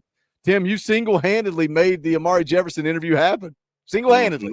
Your one tweet got a follow, got a DM, and then we're off to the races. So keep doing it, man. Keep getting after it. Hopefully we can get Star Thomas on here. Let's switch over real quick, and we're going to wrap things up with Junior Day. There was a Junior Day over the weekend. Tennessee had some visitors on campus. Gabriel was one of those visitors. He talked about that a little bit earlier. They were supposed to have Faison Brandon in town, but he didn't make it in because of the weather. We had all kinds of snow coming in through the region, but you can see this here. Coach Hyatt, Coach Halsley took in a basketball game for Faison Brandon. So, like, I almost feel like I don't know that we put enough respect on Faison Brandon's name. And even hearing Gabriel talk about it, he's like, well, you signed the number one player in the class of 25. You've signed the number one player in the class of 26. Like, Heupel is signing legitimate dudes, and it seems like, are we talking enough about Faison Brandon? And I get it. Nico's the quarterback now. We're talking about Nico. George was the class of 25. We're talking about George. Jake's that middleman there. We'll see what happens with him. I don't know that we're talking enough about Faison. I think Nico was such a, oh my gosh, Heupel signed a dude. And now it's like, oh, David Sanders, cool. Faison Brandon, cool. It's almost like the expectation now. Yeah, and I brought it up the other week, but yeah, I thought that people hadn't really put that value on what we paid for when we paid for Nico, right? If Faison Brandon is part of that, George McIntyre is part of that, David Sanders is part of that, and are we not valuing them enough? Maybe right now, right? Because they're not on campus yet, but we'll have plenty of time, I'm sure, to hype up Faison. And I'm just guessing, but we're Tennessee Volunteer fans. We're probably going to put way, way, way too much expectations on Faison Brandon, like we are with George McIntyre, we are with David Sanders. I think all these guys are going to be great players for us, but let's remember when they are freshmen, and I'll try to remind myself too, because Coach Jay gets excited as well, that they're going to have some bumps and bruises on the way. That it, like Coach Heupel says, it don't got to be perfect. It's not always going to be perfect, right? But keep your head down, keep grinding, right? You're going to have those overthrows for a while. Keep your head down so that you can hit Brazel at the end of the end zone to beat Alabama, right? Keep your head down. If you're having trouble, keep fighting. Go lay a hat in the Ohio State game. Keep fighting. That way you keep growing. You can get to the next year and keep getting better and better. I'm excited about these quarterbacks. I think Faison's going to hit. And if you look at it, Merklinger, I've said it before, right? Merklinger, George McIntyre, Faison Brandon, you can even throw Nico in there. I kind of believe that Heupel really just needs to hit a grand slam with one of these kids, right? He gets one of them to take Tennessee over the top to the promised land, have the golden goose, lay the golden egg. It's it, man. He's already pulling every top quarterback. He gets one of them to do that, you know, or even better, Nico gets us far, maybe gets us to the league, gets us in a higher playoff game before he goes.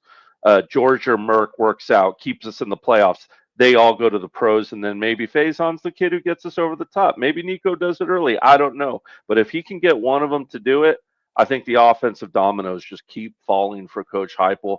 I think we're close, man. We just got to keep driving at it. We got to keep working at it, and we got to keep being ourselves. I know everyone wants us to go out there and get every flashy recruit out there, to drop the bag on every single player out there. I know everyone wishes we had $1 million and, could afford every Ohio State player, every Ole Miss player. But I think Heupel knows who he is, man. I really, truly believe that. I think he's going to keep grinding based on his plan. And it's either do you trust him or do you not? And for now, Coach J trusts Coach Heupel. Let me hit this super chat from Timothy McGee for 5. Says, why was Nico's daddy telling Coach Heupel to throw more? Is he going to be the new OC? Doesn't he know you have to be balanced? Let me say this, Timothy. Let me use your super chat, which we greatly appreciate, to go on the warpath here. And I'm going to call him out by name. Dave Hooker wants to go live and wants to go on air. And he wants to, I don't know what he wants to do other than insult us and complain and whine and gripe that we have more subscribers than he has. He can't figure it out. Like, he can't figure out why we have more subscribers. Well, maybe I don't make stuff up. I've been told by multiple people that Dave Hooker said Nico took more money. Now, is that the truth? I don't know.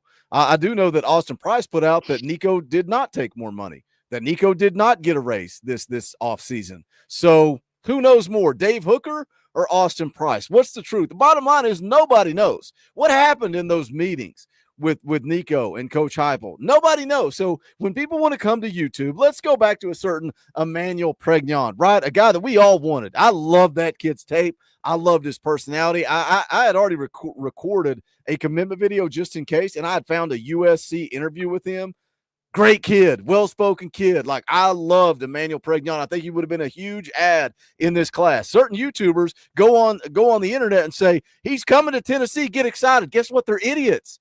They're just spitting nonsense. Like, at least say it's your opinion. When you speak it as fact, when you speak it as truth, when you do like Dave Hooker's doing and you speak it as truth that Nico's daddy said you need to throw more, when you speak it as truth that Nico got a raise and you don't know it, man, that is the problem with all of the media. That is the problem with all of social media. So are we better than those people? No, but I don't come on here and say stuff that's not true. I don't speak fact if it's not true. I don't do that. That's not what I do. That's not what we do. Yeah, that's a rant, Coach Jay. That's a rant. I don't know. Maybe Tim can throw it in the chat where he heard it. Is that something Dave came out with?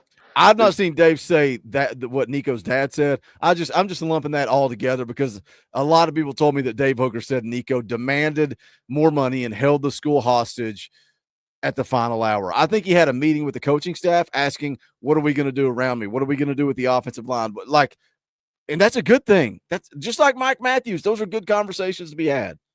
Yeah, I think that's a fair conversation. I don't personally, from what I know of the family, right? I'm not a member of the family, but what I know of the family, it doesn't sound like something that would come out of their mouth just to demand that you throw more, tell Coach Heupel how to coach. It just doesn't jive with what I know. You know what I'm saying, Boogie? It just doesn't. It would be out of character from what I've seen and what I've witnessed anyways. So, and here's another comment from Joe. Are you talking about, was Dave Hooker the one that said this, that Nico's dad, why would Nico's dad talk crap in front of recruits when recruits are going to help Nico have success? Yeah. Timothy McGee says Dave Hooker. I knew that that's where this crap came from. So if y'all want to keep watching Dave Hooker, go watch Dave Hooker. Again, there's a difference between coming on the internet and giving your opinion and being wrong and coming on and speaking something as fact. Yeah. When it's not true. Yeah. And you also remember too, there's always a game of telephone, right? When you get into a situation like that. So if you have, and I know this because I've had a lot of coaching conversations in coaching rooms where something's said, and then all of a sudden one parent tells another parent something, tells another coach, tells another parent something, and then all of a sudden you said something that completely was taken out of context. Like, it's the old whisper. It's the old whisper test, right?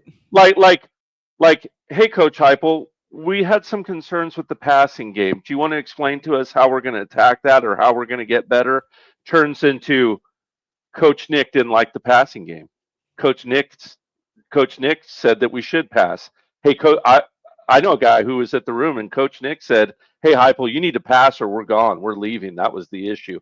So you play that game, and it's just a dangerous game. So unless you're actually in the room, it's hard. But like I said, just personally, it doesn't sound like something that jives, that it was just thrown out by Coach Nick in that way. Just kind of not how he's wired. Not saying he didn't have a concern about the passing game. I And can there's see nothing that wrong with happening. having a concern. Yeah, There's nothing wrong with that. no, but to just say, "Oh, hey, you need to pass the ball more. We're out of here," doesn't jive with kind of what I know about that.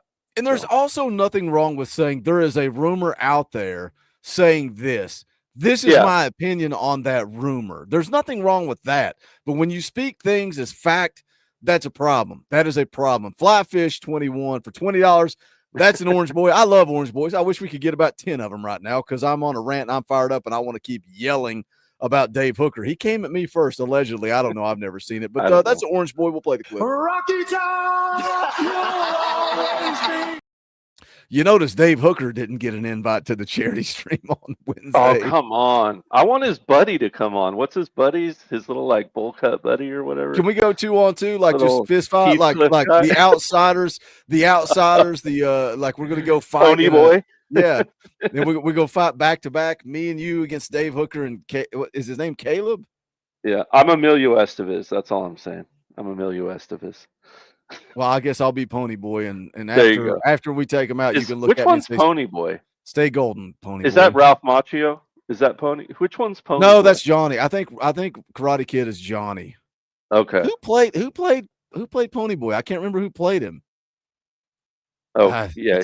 This is a conversation that you and I have off air. Now we're rolling it on air. Flyfish 21 for 20 says, great rant, preach. Mercy. Tell me when I'm telling lies, boys. Tell me when I'm telling lies. What started all of that? Oh, it was a super chat. Yeah, it was a super chat. Yeah, no, I get it, but it's like, everyone's hot. I think the transfer portal rubs a lot of people the wrong way. I think it's really obvious, right? Like it just does, man. Like you're really excited about Mike Matthews, right? He didn't get in early as we thought he was. He comes in, scores a touchdown against Vandy, starts making some plays. We really think he's going to be the focal point. And all of a sudden he's leaving, and it's like, well, what the hell's going on, right? We can't get anything to go our way. This offseason is crap. Like you kind of feel like your world's crumbling under you a little bit, if you kind of take it a little too serious. And I get why people are frustrated because it is kind of the Wild West out there. I hope they get a handle on it, I guess, is my only point, because I think as long as it is the Wild West, we're going to get those Wild West rumors. That was a tongue twister, no matter where we turn. But back to Junior Day, Boogie. A lot of really good linebackers I'm excited about. I know Coach Hinge was talking to Xavier Griffin, a 5-star linebacker out of Georgia recently. I don't think he made it to Junior Day, but I know a kid. Where is he? Gosh, now I'm drawing a blank. This is the kid you talked about. Brandon. I like this kid a lot, fam. I like this kid a lot. Really fun kid to watch. Really, really good linebacker. Really apt against the pass. We need middle linebackers who can defend against the throw game.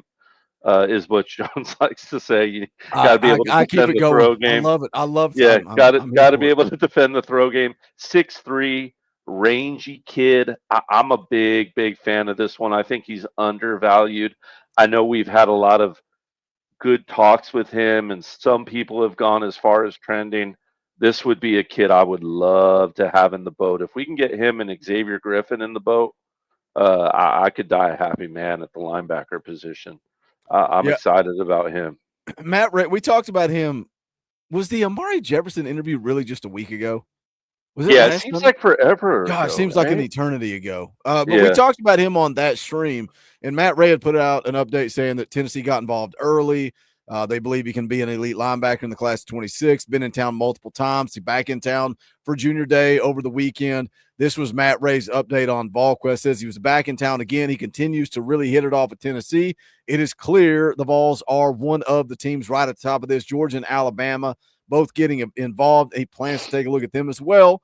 Build a strong bond with William Inns, Josh Heupel, and Tim Banks, and they're doing a really nice job of reminding him he is a priority. Football fit was important topic today, and Tennessee answered a lot of his questions. So, again, he was in town this weekend. Gabriel was in town this weekend, as we mentioned earlier. Let me catch up with Super Chats, and we're going to continue to roll through some of these guys that were in town. Sure.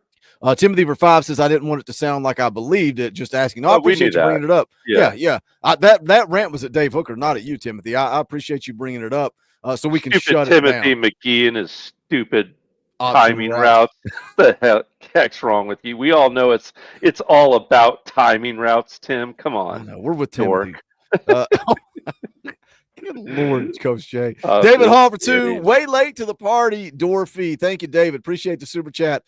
Go rewind this thing afterward. Gabriel Osenda was awesome. Great interview. Yes. So much fun, particularly when we got to talk about real life things. And man, he was a fun interview. This is one that I want to talk about because Gabriel mentioned him as well, and that's Brandon Anderson, 4-star interior offensive lineman, committed to Tennessee, been committed to Tennessee for a minute. Hold on, where'd my notes go? I got to scroll back up. Committed to Tennessee on October the 20th of last year. Commits to Tennessee over Alabama, Auburn, Georgia, and several others. You can see he's an on 300 guy. And again, we talk about Glenn Ellerbe. We talk about recruiting on the offensive line. Man, the class of 24, the class of 25, the class of 26, Glenn Ellerbe's recruiting has been pretty dang good. And I like that Gabriel has built a relationship with Brandon Anderson, and hopefully he can continue to peer recruit him because he's been quiet after committing. He's been quiet. And then a little over a week ago, I saw an article saying that he was supposed to go visit the Gators during the season. That visit got canceled, but then he was going to take that visit a couple of weeks ago. I never saw any reports if he took that visit. Matt Ray, again, VolQuest killed this junior day. They covered it all. He put out an update, said that Brandon Anderson just left, and he is hearing from several schools.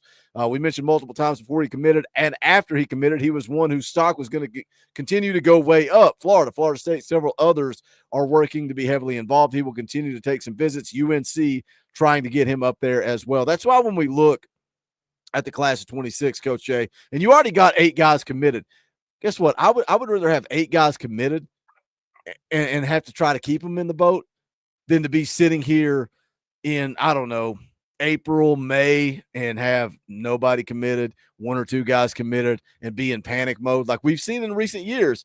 We got a nice foundation for this class of 26. So let's work to keep Brandon Anderson in the boat because I think he is an elite interior offensive lineman.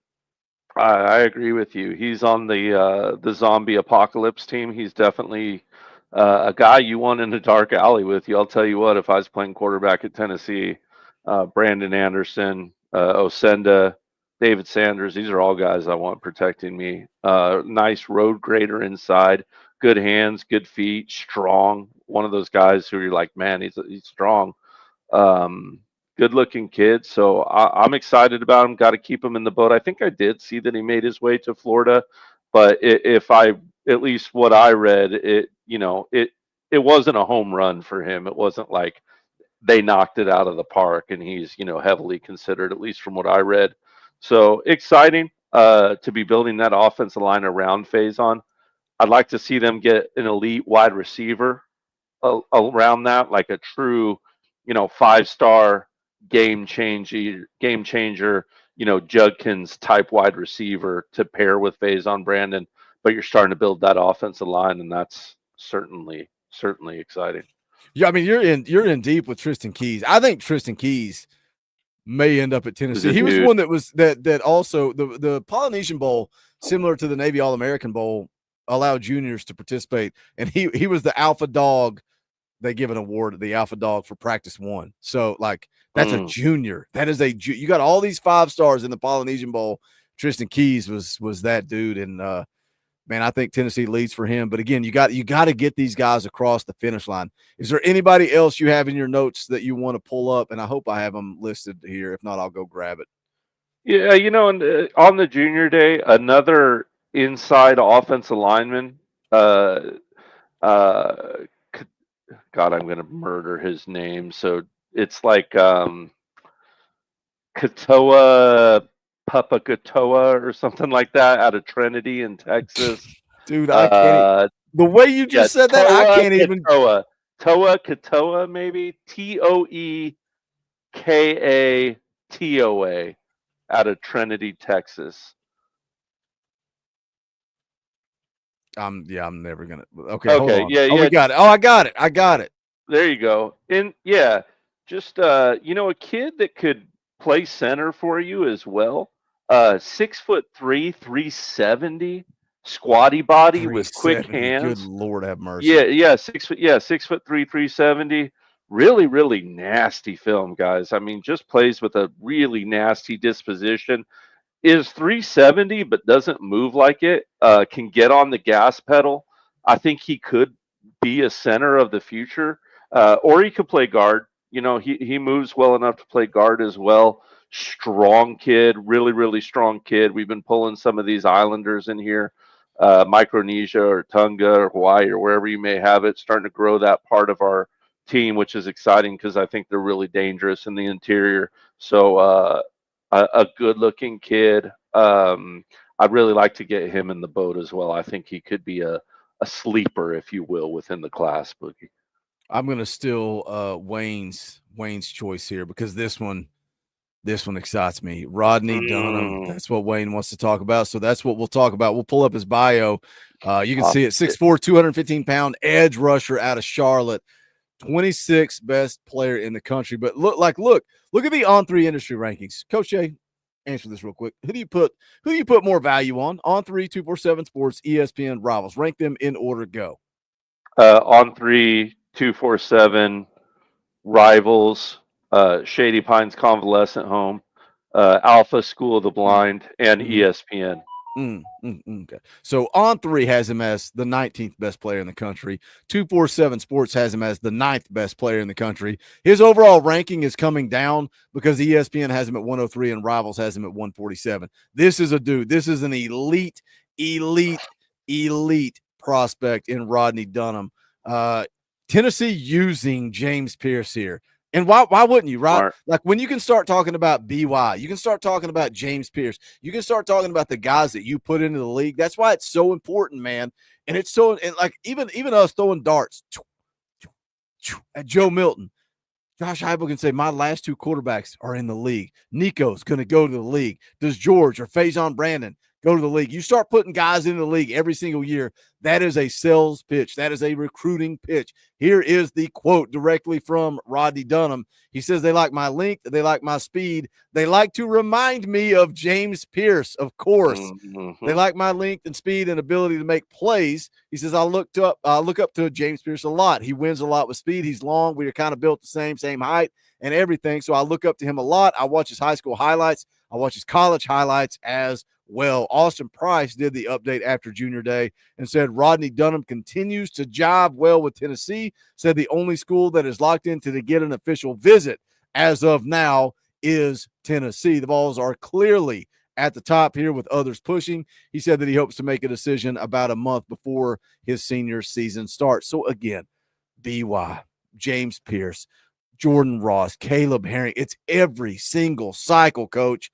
They add an elite edge rusher. Yeah, I think Josephs could be a first-round draft pick pretty easily next year, too. Yeah. He was right up there in PFF grade and rushes with James Pierce this year.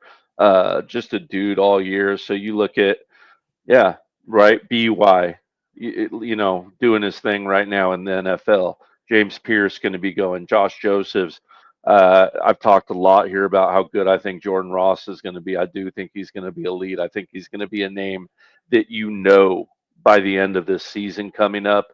If I'm a defensive lineman, specifically an edge guy, I'm lining up to play for Rodney Gardner, man, because all he's doing is handing kids NFL contracts. So exciting. He's got that speed. Good looking player. He can lick you with speed. Got a couple other moves in his toolbox. So, who knows what the future may hold. Hopefully we can get a breakdown on him as well before this is all said and done and pull him in the boat, because keep those elite edge guys coming. We know that the NIL collective for Tennessee really puts a high value on these edge rushers.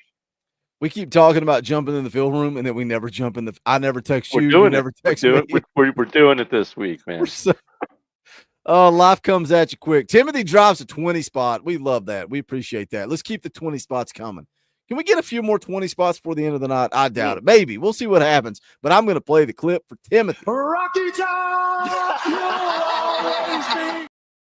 He says, hey, Coach Jay, how's everything in your area? Have they taken care of the fires yet? You know, Mrs. Boogie is, I'm pretty sure she has pneumonia. She's been down and out, and it's right when I'm slammed. So I was at basketball all day Saturday from like 7 in the morning until like 2 in the afternoon, and then streaming tonight, streaming Tuesday night. I got basketball practice tomorrow night, streaming Wednesday night, and she's just down and out. And I went to Walgreens, and they're like, would you like to donate an extra $1 for the forest fires in California? And I said, absolutely not, because Coach Jay is A-okay. He's fine. Yeah, no, doing good now. You know, wish I could say the same for some close friends. I've known several people that have, you know, lost everything. So it is tough for a lot of people out here. You know, you try to donate a little bit of time, a little bit of money here and there, help people, but definitely a tricky situation. Luckily, Coach Jay ended up being able to keep his home and be safe. But you know, shout out real quick. I of course I don't know her, but man, Vanessa Bryant, Kobe Bryant's late wife, man, she passed out something like $500,000 in Kobe sneakers and memorabilia to kids who lost everything in the fire. So I just want to shout that out real quick because I thought it was cool, man. And she didn't go out there and just put up a 10 or something. She went out there personally and handed each pair of shoes out, which I thought was really cool and thought it should be mentioned. It's always cool when you can donate a little bit of time. It's nice to donate money and that kind of thing. But I know Hondo T, I haven't seen him in here, but wanted to thank that guy again too, man. Anyone who's come out and actually donated time, that's awesome, man. And a lot of you have personally messaged me too, so I really appreciate that, man. Like I said, never ceases to amaze me how awesome this fan base is and how much I appreciate it when y'all are praying for me and my family, whether they be sick or going through trials and tribulations. You're getting all heartfelt, mushy, dude. I'm sorry, dude. And I'm just messaging you, say, hey man, you want to jump in the film room this weekend? What you got going on, man? Are you busy? You got anything going on? Man, I'm down. I got Mrs. Boogie yelling at me saying, would you ask Coach Jay how he is? I said, he's fine. He said he wants to break down film. I said, he's fine. He wants to jump on and talk Tennessee recruiting. Stop yelling at me, man. There's no lie. Tell me when I'm There's telling no lie. lies. No, you're not lying. I'm lying around here. I expose the truth. That's what we're here to do. Anybody else on Junior Day you want to break down, or you want to call it a day and wrap it up? I'll leave it up to you. I feel like there was one more. Hold on. Got a list here. Where did he go? This is another kid I would really like, and he's an edge as well, Boogie. He's committed to Auburn right now. Hezekiah Harris. I got him. See, we're on the same wavelength. I got him ready to go. I think Hugh Freeze is on the hot seat right now. I think he's put a lot of chips in to what's the little kid, the quarterback for Oklahoma that we ruined his career and benched him after he played us. Can't remember his name. Yeah, Jackson Arnold. If that doesn't work out for Hugh Freeze this year, I could see that situation coming to a collapse. This is a dude as well, a little bit bigger set. I could see him being a 1-2 punch like a James Pierce and a Joshua Joseph together. Do we kind of have enough NIL to funnel to both of them is an interesting question, right? Two hightail recruits. How do you spend your money? Do we see a lot of that, Boogie, where, you know, we obviously value the edge position. Do we value it enough to spend big coin on two guys? It's kind of an interesting question that I've thought about. So be interesting to see if we can pull either one. But this is another kid. Absolute dude. You could play him on the weak side if you needed to. He's big enough to sit in the gap violently. Good in his run fits. Can also come off the edge and be a murderer out there. So Hezekiah Harris, another kid I'll be watching with great interest. I think he's definitely listening, right? I mean, he's not been to Tennessee in 2 years, but they didn't stop recruiting him just in this weekend for Junior Day. So I think that's worth noting. Matt Ray's update said he was in town, visiting went well. He's an impressive edge prospect. He's hit it off with Coach Chop. How many times do we hear that All the these time. kids, like they hit it off with Coach Chop, says he hears from him daily. He is going to keep taking visits, which will allow the Vols to stay in this thing. Man, this class of 26 right now they're 6th overall, 4th in the SEC, but good gravy, man. The more I dig into it, and that's where our focal point is going to go, right? The transfer portal. Yeah. Tennessee starts classes on Tuesday, and that doesn't mean Tuesday is like some strict deadline.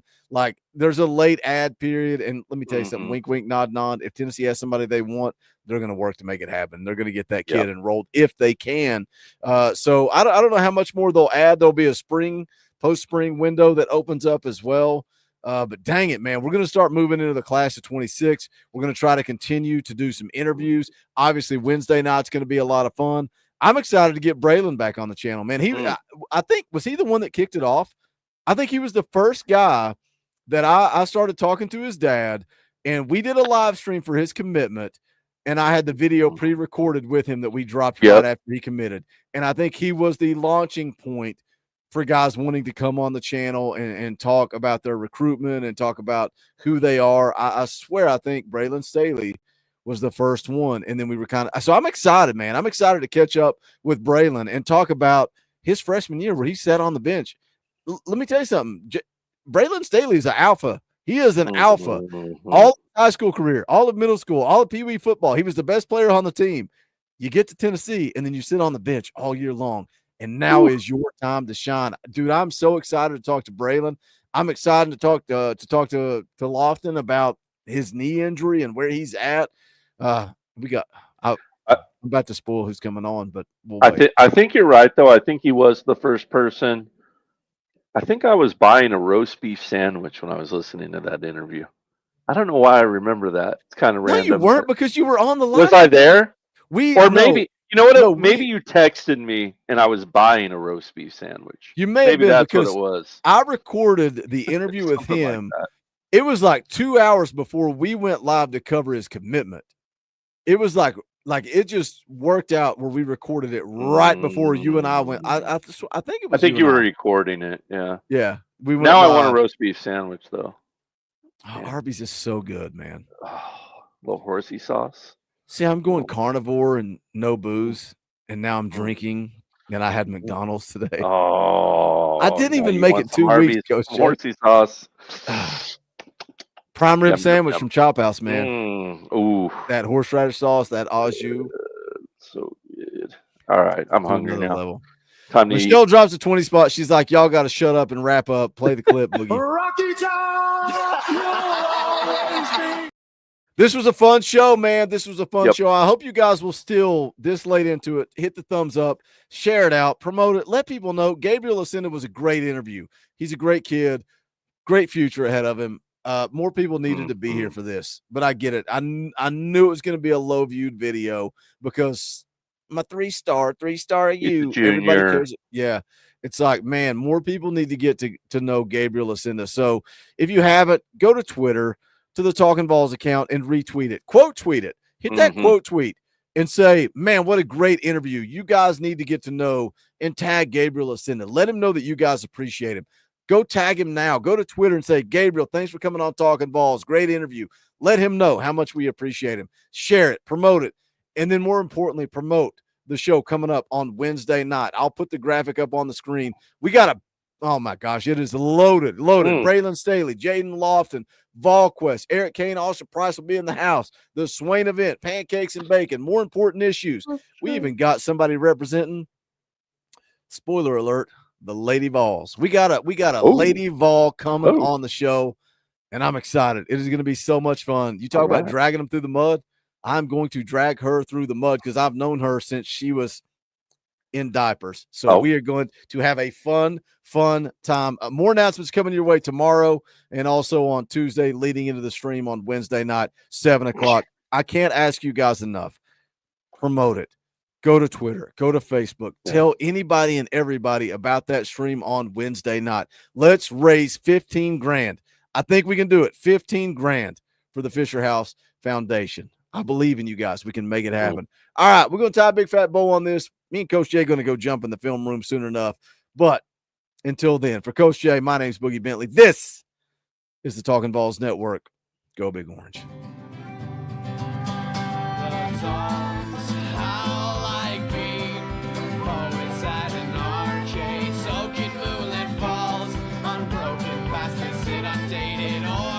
That we call home, and it's night and I'm alone and